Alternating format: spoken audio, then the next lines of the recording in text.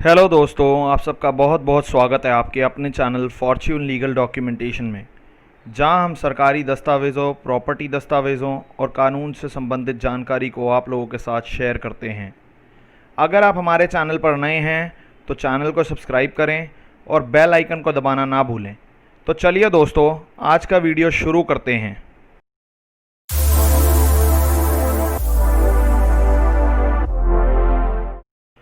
जहां तक बात करें एग्रीमेंट टू सेल की, ये एक ऐसा डॉक्यूमेंट होता है जिसमें किसी प्रॉपर्टी के ट्रांजैक्शन की टर्म्स एंड कंडीशंस लिखी होती हैं, जिसकी वजह से प्रॉपर्टी ट्रांजैक्शन कंप्लीट हो पाता है। दूसरी तरफ सेल डीड तब बनाई जाती है जब ट्रांजैक्शन कंप्लीट हो चुकी होती है। एग्रीमेंट टू सेल का ड्राफ्ट एक नॉन जुडिशियल स्टैम्प पेपर पर तैयार किया जाता है, जिसमें कि ट्रांसफ़र ऑफ प्रॉपर्टी से रिलेटेड सारी टर्म्स एंड कंडीशंस लिखी होती हैं, जैसे कि दोनों पार्टीज़ की information, consideration amount, advance payment, date, mode of payment, property possession इत्यादि। इसके साथ साथ इसमें प्रॉपर्टी की जानकारी भी दी जाती है, जैसा कि property identification number, total area of plot, details of construction और प्रॉपर्टी पर किसी भी तरह का कोई डिस्प्यूट तो नहीं है। दोनों पार्टीज़ के बीच ये भी तय होता है कि एग्रीमेंट टू सेल एग्जीक्यूट करने से पहले सेलर ही प्रॉपर्टी से जुड़े टैक्स, बिजली, पानी, मेंटेनेंस चार्जेस आदि का भुगतान करेगा। अब बात आती है कि एग्रीमेंट टू सेल को रजिस्टर करवाना कंपलसरी है।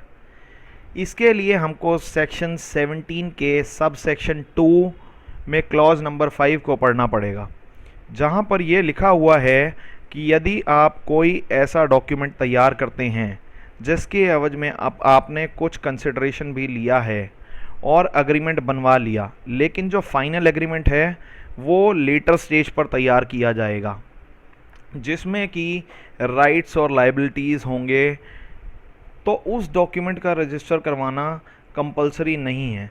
लेकिन जो बाद का डॉक्यूमेंट होगा, जैसे कि सेल डीड हो या कन्वेंस डीड, उसे रजिस्टर करवाना कंपलसरी है। डॉक्यूमेंट्स का डबल रजिस्ट्रेशन ना हो, इसलिए इसको ऑप्शनल रखा गया है। अगर आप एग्रीमेंट टू सेल को रजिस्टर करवाते हैं तो उसका बेनिफिट मिल सकता है। उसके लिए हमारे को section 17A of the property registration act, section 53A of transfer of property act, दोनों को मिलाकर पढ़ना पड़ेगा। कभी ऐसा होता है जब parties agreement to sell sign करती हैं तो जो सेलर है वो बायर को प्रॉपर्टी का पोजीशन हैंड ओवर कर देता है, या ऐसा भी हो सकता है कि जो बायर है वो अभी उसी प्रॉपर्टी में टेनेंट हो जिसकी सेल परचेज हो रही है और अभी इस ट्रांजैक्शन में वो ही प्रॉपर्टी बायर बन गया है। तो इसका मतलब ये हुआ कि एग्रीमेंट टू सेल के समय इस प्रॉपर्टी का पोजीशन तो बायर के पास ऑलरेडी है, लेकिन जो सेल डीड है वो लेटर स्टेज पर रजिस्टर होगी। ऐसे में बायर के पोजीशन को प्रोटेक्ट करने के लिए सेक्शन 17A और section 53A of transfer of property act बनाया गया है। यदि ये एग्रीमेंट टू सेल रजिस्टर होगा तभी कानून बायर को पोजीशन प्रोटेक्शन देगा।